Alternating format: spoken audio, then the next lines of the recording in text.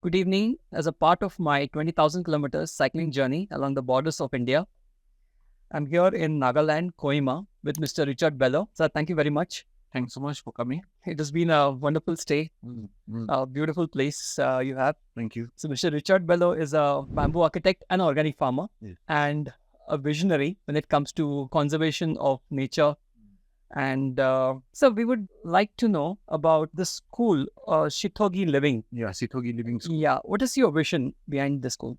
So in today's age, we are still stuck with the system of schooling that has been standardized, just a modification of colonial system of education and something that relies on certificates. I feel in today's age, people need a kind of hands-on education that makes them more resilient, adaptable, and sustainable. So we wanted to incorporate activities that does not bar anyone from learning more. If there were courses they would existing in a formal school, just because a person has not cleared a certain class, they will not be eligible for to take up that. But here, whether you have prior education or not, you can always come and learn something. So we are looking at activities like bamboo construction, blacksmithing, organic farming, organic inputs, and anything that has something that can generate livelihood, pottery for the ladies, food processing. So anything people can learn hands-on and then they need to have, after learning that, they can have some output based on the skills. So that's a basis of this Seotigei Living School. Yeah. So in fact, I saw there's a house being constructed, a two-storied bamboo house. At the basement, there's some blacksmithing. Yeah. So what is that? Can you explain us what blacksmithing is all about? See, we are tribal people and based on hilly areas. And our forefathers, my own great grandfather was a blacksmith. So we relied on their blacksmithing skills for all our agricultural implement. Even though people talk about mechanization in the hills, we need good agricultural manual tools, which is missing these days. And in general, if you look at India, the blacksmith are a trade. There are certain castes, but the blacksmith may not know about agricultural practices. They will only do their implements based on demands. Whereas a Naga blacksmith is an agriculturist and a blacksmith at the same time. So his items and implements are more refined. So we wanted to revive that, and we revived that. So that structure on the basement, we have the working facility, and on top, we're just constructing the living quarters. Interesting. So where are we on on the timelines for implementation of this project? So this is a phase out. It's not like there's a specific timeline when the project will start. We are already in from the time we started construction. That also became a part of the activity of workshop. So everyone who is involved here at any stages of the development is also part of the training program. So we had that series of training programs.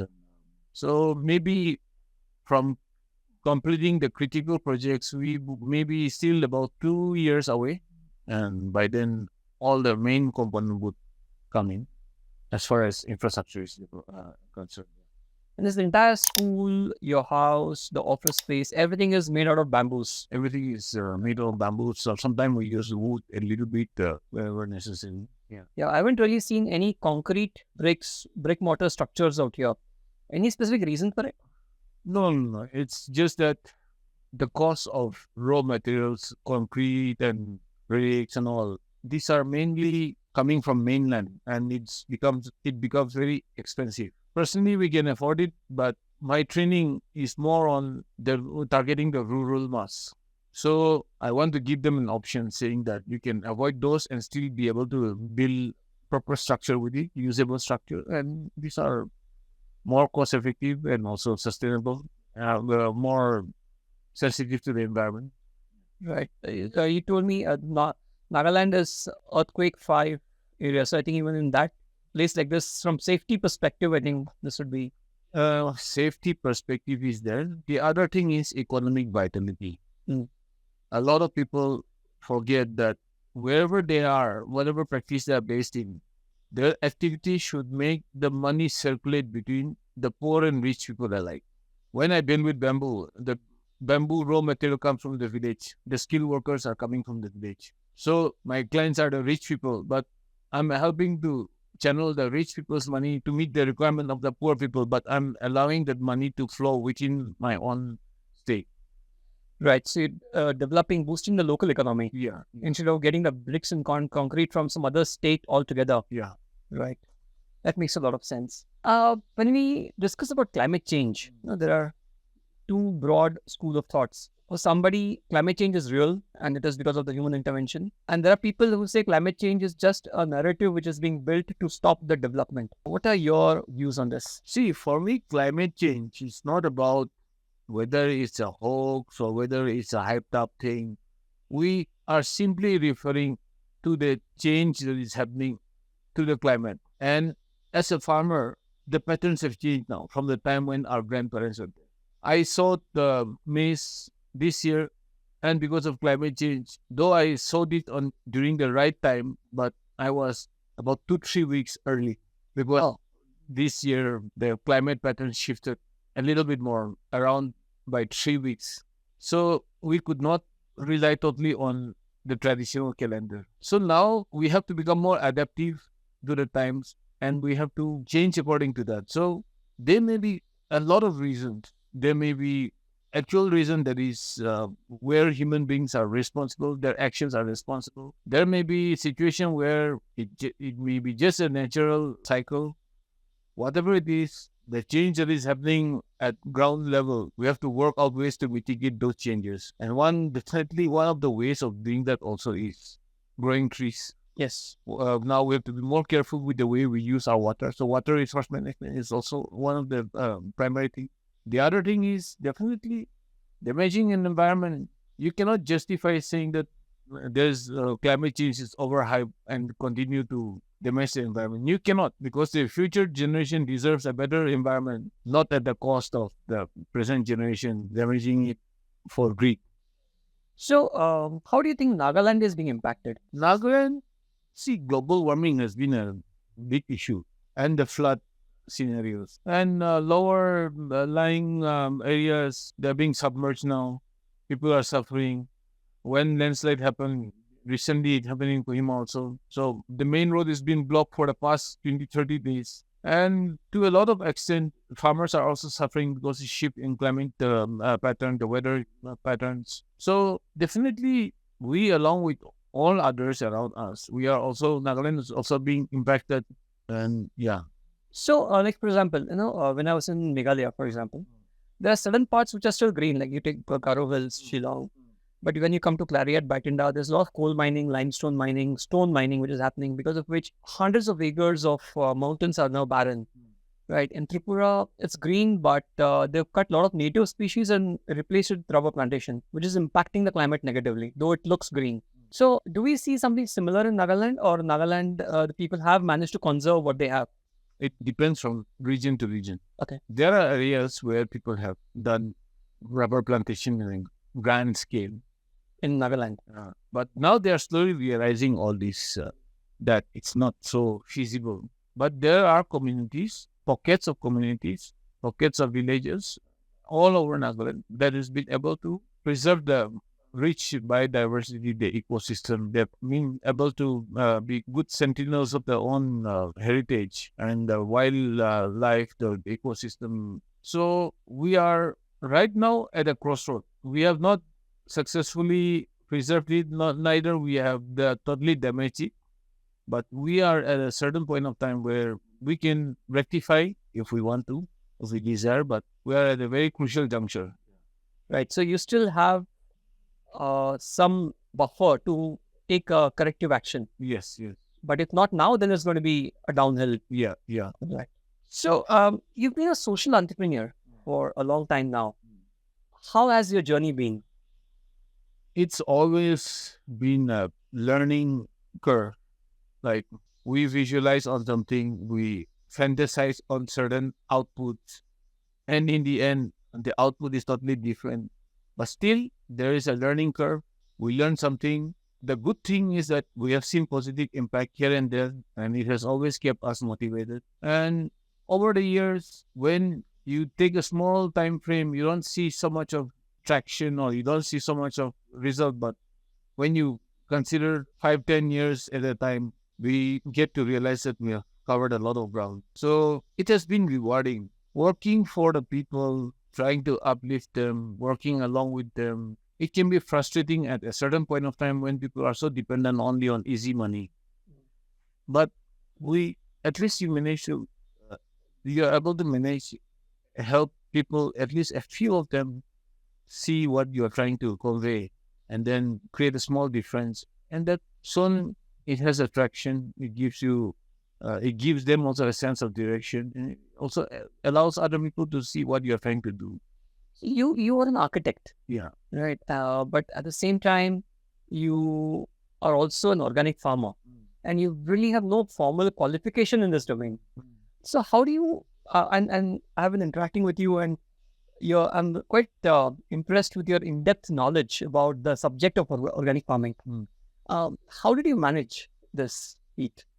So it is actually the whole point of me being an architect, me being a bamboo architect was also the main reason was about sustainability. Now, when you talk about sustainability, it brings you to question yourself, how do I sustain myself? So when you're talking about sustainable building, you are definitely not just talking about the building in terms of just the raw material that it uses, but you're also talking about an environment around it. So when I'm designing a residence, how do I make the whole residence, the landscape and everything around it sustainable? The people who are there can grow their own food. So it starts with that. It starts with me having the necessity to understand how to grow the plants and how to.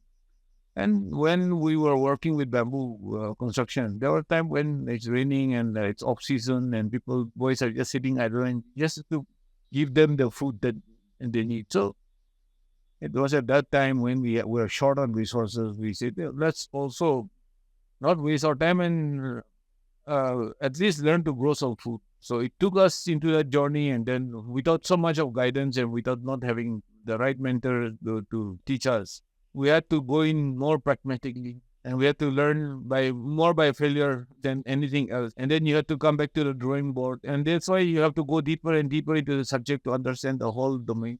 I had to personally push myself to go into the science of it, and it has always baffled me why when there's very good agri university here, there's a Central Institute of Horticulture. Why are there no agri entrepreneurs? So it got me to realize this learning about the agriculture and organic farming is not the cheap process. It's a very expensive process. To learn about it, you learn one chapter 1 year, and all your money goes down the drain.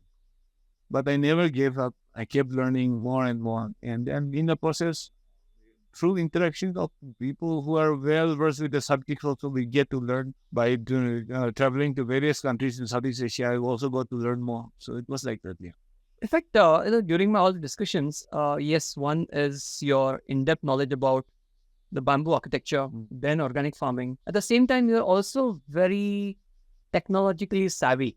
You are always updated with latest AI technology, AI tools. You train those AI models. A lot of things I can see in your office. You're very technological. So how do you manage to keep yourself updated? So using the computer and being IT savvy was from the beginning. When the moment when internet and all came to India, I was just up there with all this computer and stuff. So not really the coder or the software programmer, but someone who is really fascinated by all this development in technology. More as end user. Yeah, end users. And I've always been using whatever the latest software would come out, whatever new things, anything that is trending, we have been up with the game. And when artificial intelligence, AI came, we've been using most of the top-end tools because we have to be in today's world. The world has changed. You have to be abreast with whatever is happening in the world of information technology.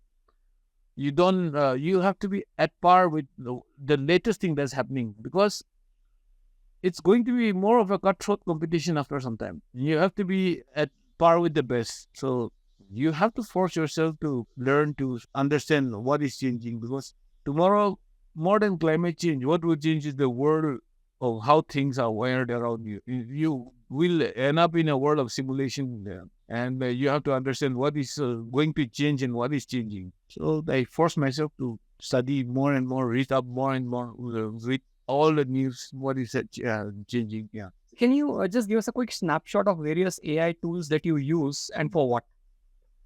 So the whole domain of processing, we are graphical based designers, and at the same time, I produce modules for learning and all these things. So this whole range from Mid Journey to OpenAI, Cloud AI, be it any of the AI tools that we can use for graphic related purpose. So we then Flux, Flux Pro, Flux LoRa. So these are just new tools that's coming in, but we just keep keeping ourselves updated, buying the subscription, without which we cannot test the models also, and we end up draining all our money. But I've been using it, trying to use it, and being productive with it also, and understanding what is changing, and it's happening so fast. Every week, it's changing. Right. Being a organic farmer, it is a very, or any kind of farming activity for that matter, is very labor intensive. And nowadays, I think across most of the places, getting labor is a big problem. Yeah. So how do you manage to get over this issue? So my whole system of experimenting with organic farming has been about creating a system where less human resource is required. That is why we went to pot farming. From a regular farm, from a raised bed farm in the field, which requires more human resource to manage it, we went to mulching farms, then to pot farming. So any of the thing that we do, put up on R&D, and we try to study and we try to observe and see whether it works or not.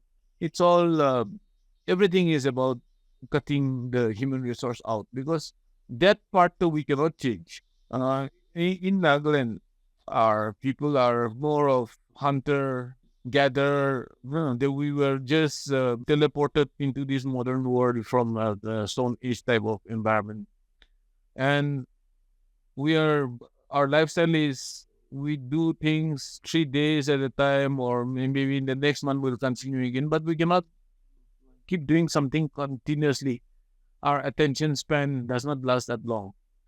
So we needed to create a farming system which does not take up so much of your time, but it's easier to manage. So we are just trying to develop that system now. Yeah. Right. I can do, when I was walking around with you in your farm, I saw a lot of innovative methods. I'm sure a lot of people have a lot to learn from you. So what is your message for the budding social entrepreneurs? So be it social entrepreneurs, be it regular business people, be it anyone who is bringing the same message, whatever you do, make sure that you do anything that is going to, in a way, impact the world in a better, positive manner. It is your small action should be like a butterfly effect to make this world into a more positive place. So thank you, Mr. Richard. Thanks so much. It was wonderful talking to you. And this beautiful hilltop, the valley, and behind the clouds is all Kohima. I can't see it now. And there's a river sunlight coming from somewhere. Oh, yes. It's really a beautiful chat. And thank you for hosting me. Thank you.